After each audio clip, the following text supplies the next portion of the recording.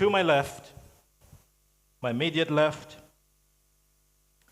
I have the interim president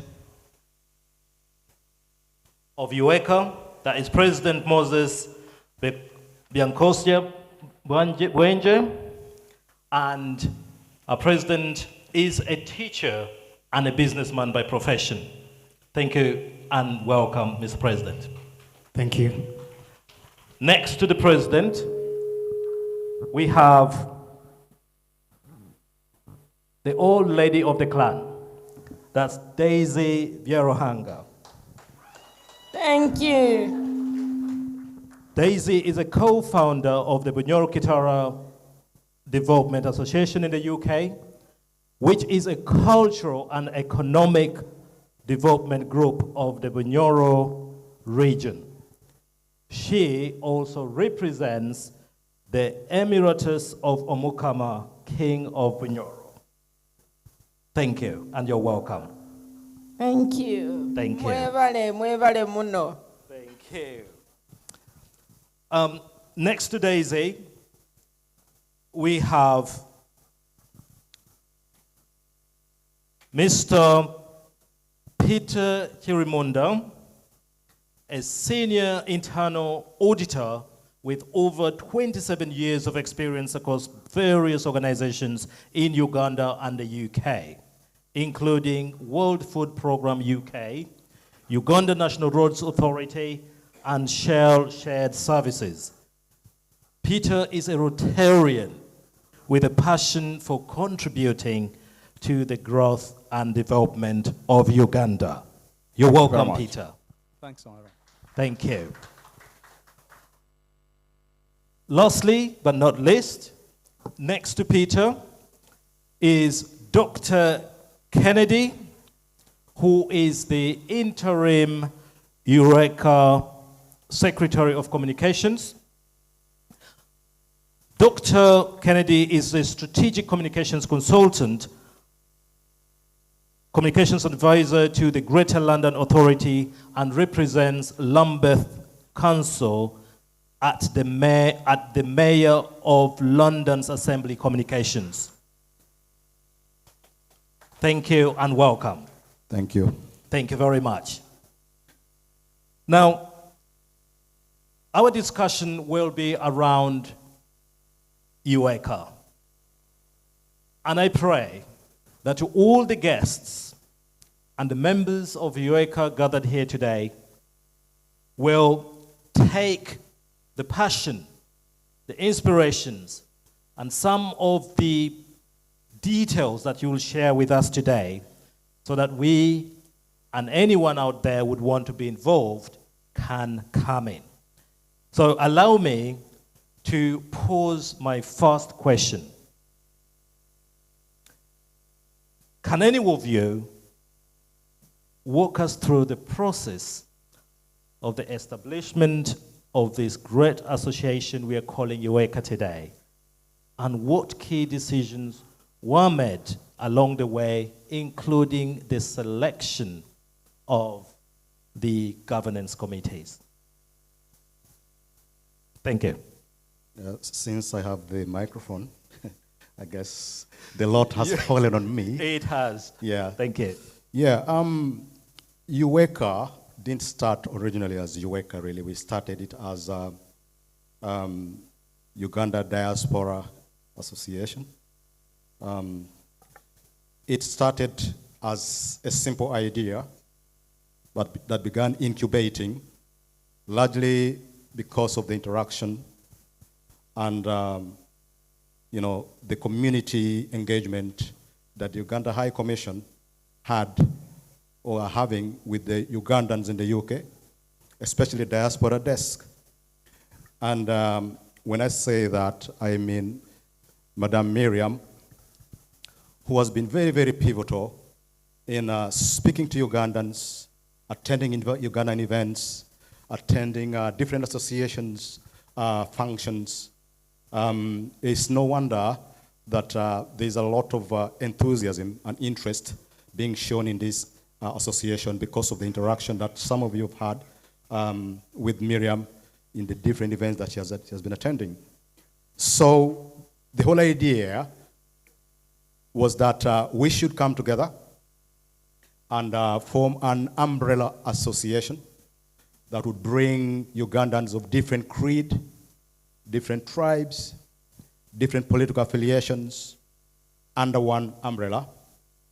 And while we're at it, we should discard all the things that separate us and focus on the things that would bring us together as Ugandans. And the key denominator here is Uganda. So in the initial stage of the formation of this organization, we used to meet kindly through her generosity, Madame Miriam's house. And I have to say, she does make she's such a fantastic host. And that was all out of her own volition. We would congregate once every end of month, the last Saturday of every month. We started doing this in July of 2024. So every last Saturday of the month, we would meet at Madame Miriam's place, starting from about 3 p.m. And we would brainstorm. When we first started, it was a stab in the dark. We didn't know exactly what kind of complexion this organization will take. But as we carried on meeting and discussing, we started putting the finer pieces together and fine-tuning it. We ended up with UEUKA. That's what we have today. In terms of its objectives, as you can see from our banner here, one of the key, our strapline is uniting Ugandans in the UK and Europe for sustainable development, unity and empowerment. The whole premise of this is that when we come together as one strong unit, we punch more stronger than punching as an individual. So when I'm talking about an individual, I'm talking about organizations, I'm talking about associations, associations like of doctors, of lawyers, and so on. These are commendable organizations and associations. However, we believe under UEUKA, we can roar much, much louder. We get heard a lot more as one unified body. So that was the premise of the whole idea. In terms of what we intend to achieve, one of the key objectives, of course, to unite all the different Ugandan associations under one roof. So we speak as a united Uganda, united Ugandans in the UK and Europe. Of course, as we're doing this, we are as well looking at how to better ourselves, not only in the UK and Europe, but also back home in Uganda. Yeah, so not to cut you short, yes, I think you had already gone into my questions. So while you still have the microphone, I think you could actually go through my second question then, yep. And then we can pass the microphone to the next speaker to you.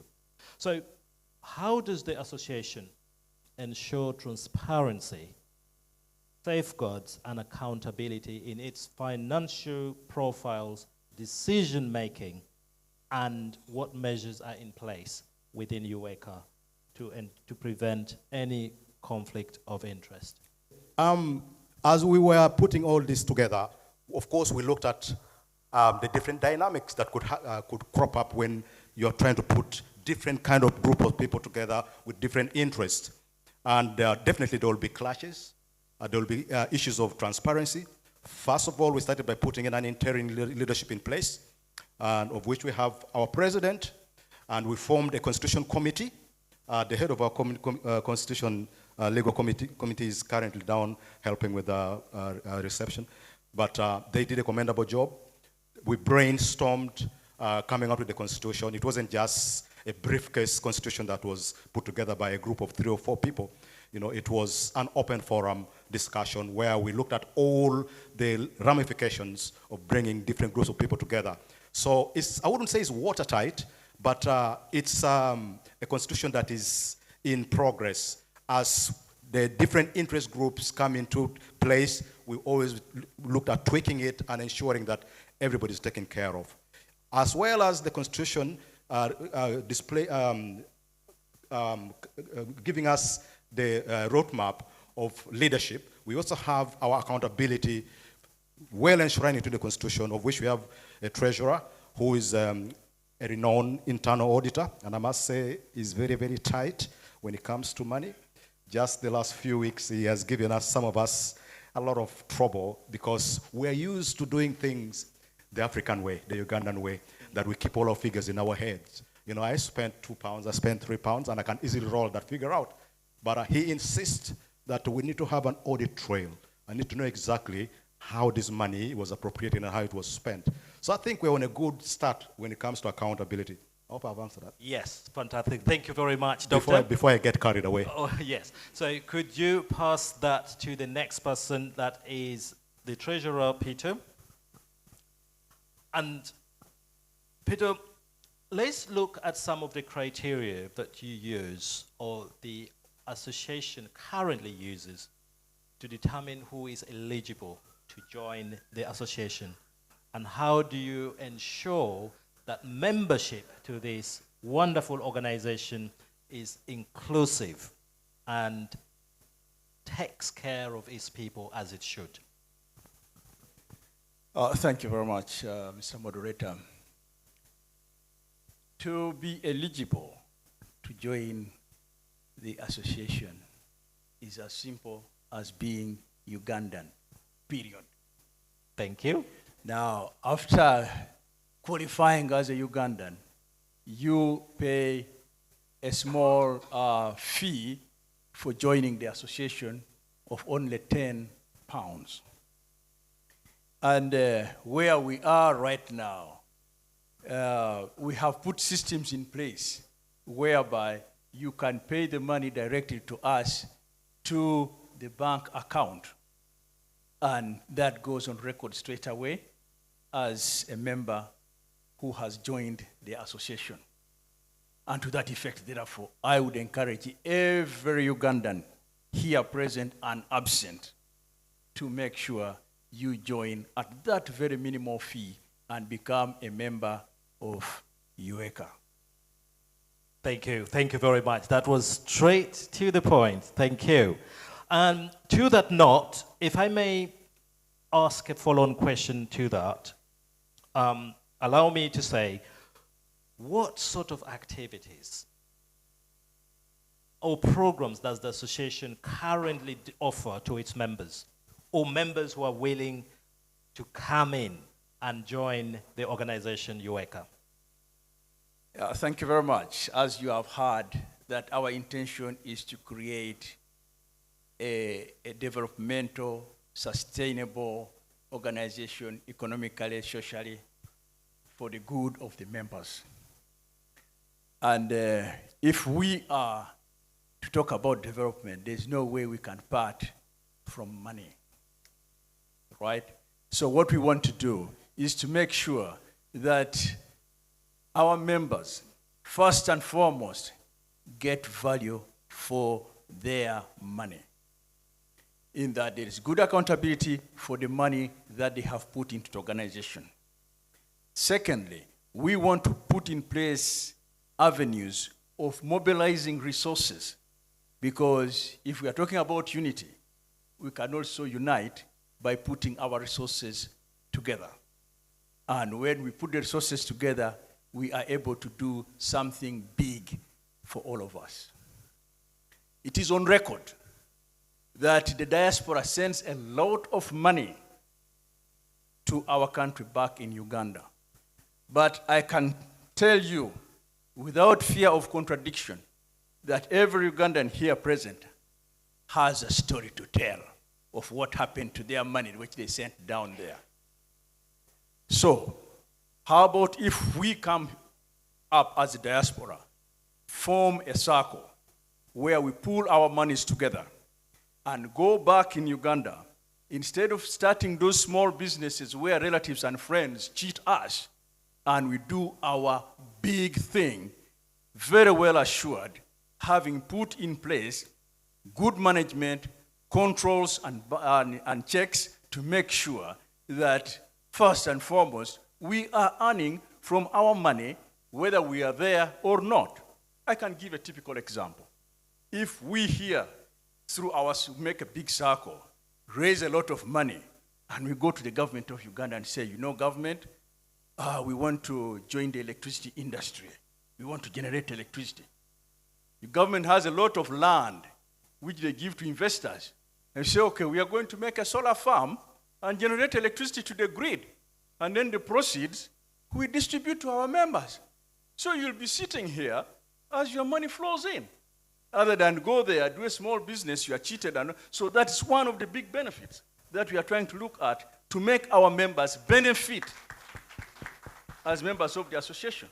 And then thereafter, we can also think of giving back to society, where as an association, we can go down and say, okay, let's go and do such and such a thing in Uganda. But first and foremost, we need to mobilize ourselves, put our resources together. Now, I would like to add that in many cases, people fear to join such savings associations that, you know what, my money will be stolen. Or if I'm to use the Ugandan word, that my money will be misappropriated. You know, Ugandans like toning down evil. Instead of saying the money is stolen, they say it's misappropriated. So I would like to assure such people that we are living in a digital age where we have got systems and controls in place where we can put in place very strong systems that are good enough to make sure that there is outright accountability, and for everything that is going is happening, there is clarity for everyone to see. And good enough, all of you that have come from Uganda and live here, you know how systems here work. That systems are in place, they are enforced, and things fall in place. And like with us there, where sometimes there's a system in place, and then there are people who can override the system. So for us, we shall create a system which cannot be overridden, irrespective of whether you are the president or the treasurer. The system is the system. And we shall make sure there's accountability. Thank you very much, Peter. I think, yes, thank you. Accountability, safeguards, and ensuring that the activities are actually aligned to the objectives and the mission that the organization is set out for. Thank you very much, Peter. Now, I'm not going to ask a follow-up question to you, yet I had one. Let me, because of time, I will go straight to the next speaker, to you, and that is the old lady of the clan, so Daisy. Now, this question goes to the hearts of many who are here. That while the generations, while values, while culture gets set up, and I'm speaking specifically on UEUKA as an organization. We have seen what UEUKA stands for. We've been told about its objectives. And now we are asking the question, does this organization have a continuity plan?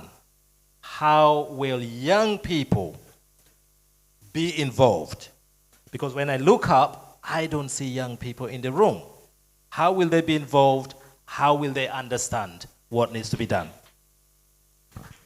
Thank you very much. This is a tough one, but let us try to solve it together. Young people.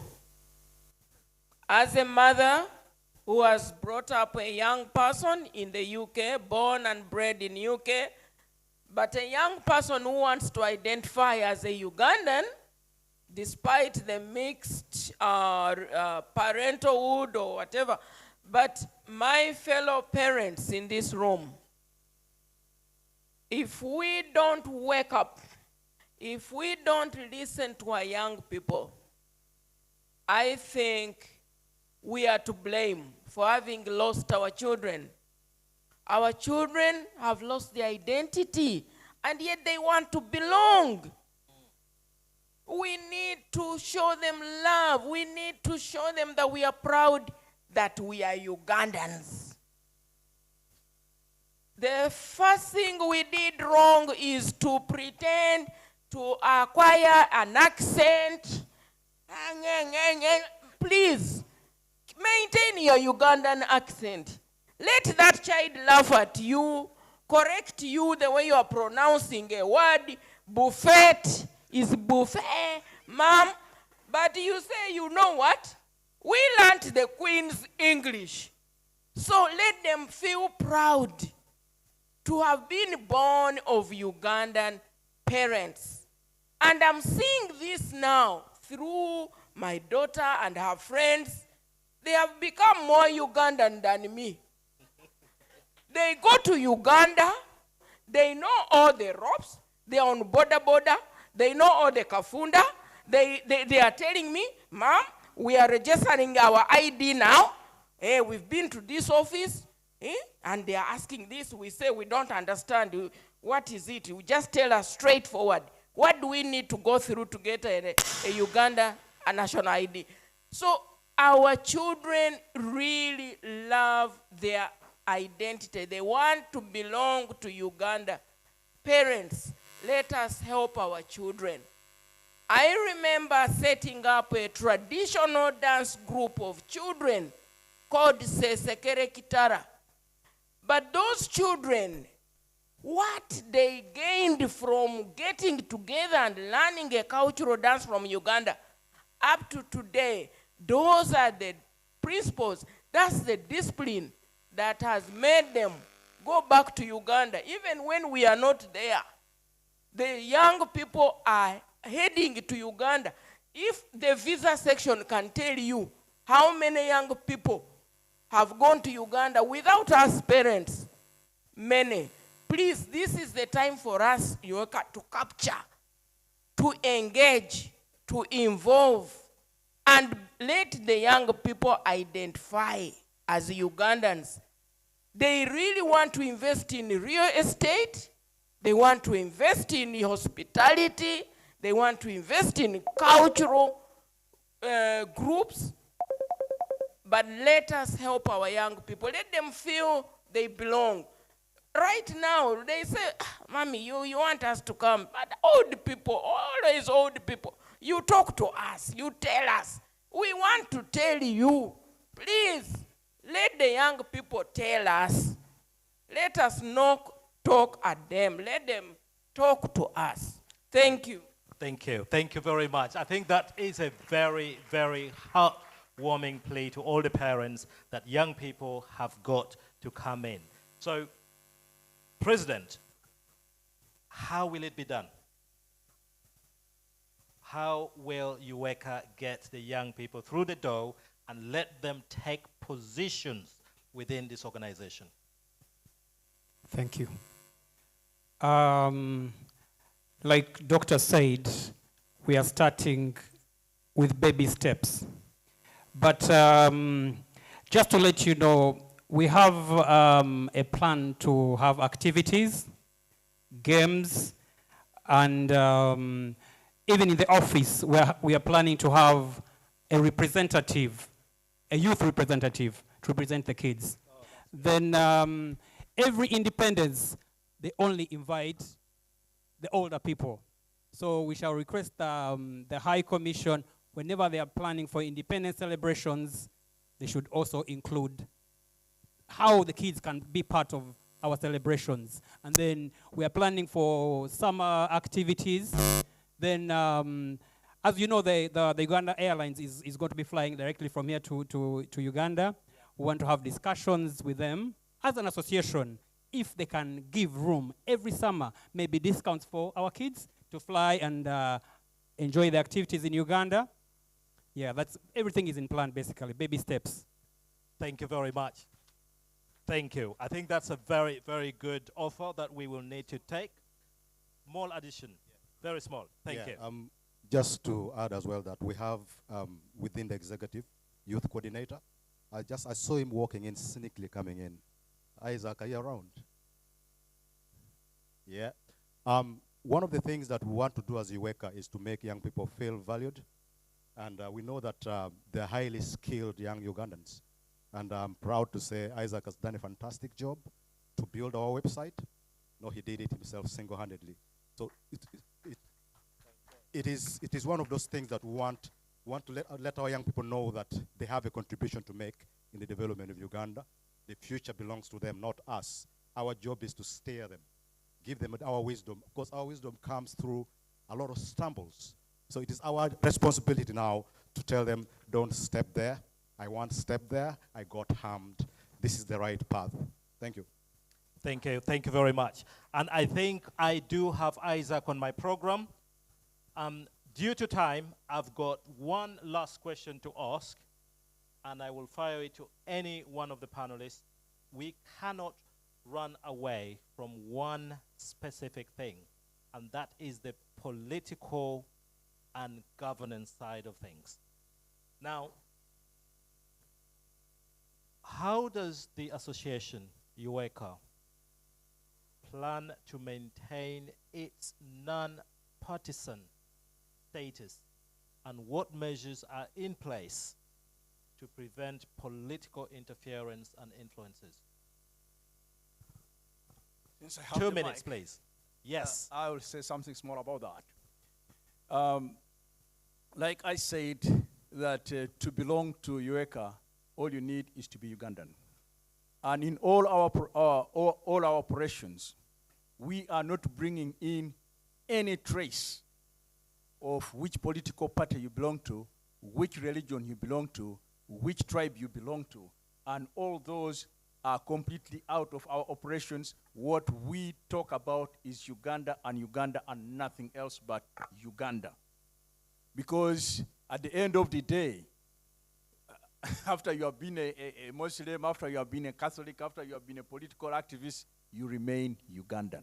So those other differences are out of our operations. We don't recognize them. We recognize one thing, Ugandanness. Thank you. Thank you very much. Thank you. Thank I'll you. bring voices from the community as a community leader, as a singer, as an auntie. Most people have been talking too about this. Some have said, Daisy, how are you going to separate yourself from the Uganda High Commission? That is NRM. How can you convince me? You can embrace me. I'm NUP. I'm FDC. I'm this. So we still have a challenge. We can't hide it under the carpet. We need to work with people. We need them to understand that we are Ugandans. I am a community leader who has interacted with so many tribal groups, especially when we lose somebody.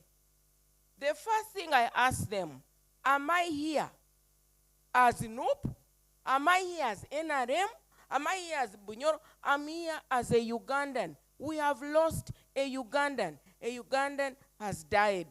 That's the concept. That's the thinking out of the box that we would like our brothers and sisters to think. When they hear Uganda High Commission, when they hear Uganda Embassy, when they hear anything, they straight away send it to the political brain.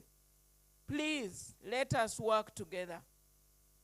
United, we stand. Divided, we fall. Thank you. Just to remind our people, the High Commission is a government office. It's not an NRM office. Yes. And like I said before, we have embraced boxes that the world has given to us. Instead of using them positively, we are using them to divide us. Political parties are not meant to divide us. Religion is not meant to divide us. So I'll remind Ugandans, in everything that you do while you are abroad, you need the High Commission as a channel of protocol to answer your questions to the government of Uganda. So by default, we cannot avoid the High Commission. It's just a channel of protocol, and it's an office of the government of Uganda, and we are Uganda. Thank you. Thank you very much. Thank you. And I think I will end by saying, yes, we've got to work with the government. Work with the government, pro-government at all stages when it comes to interactions, protocol, and so forth.